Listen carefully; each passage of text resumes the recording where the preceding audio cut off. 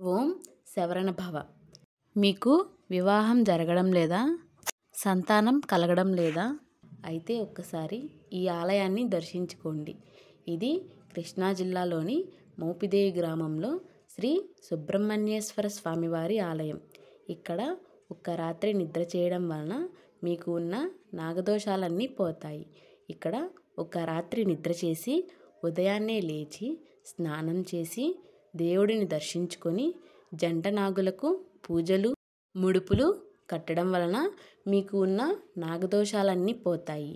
ఇక్కడ వివాహం లేని వాళ్ళు జంట నాగులకు పూజించి ముడుపులను కట్టాలి.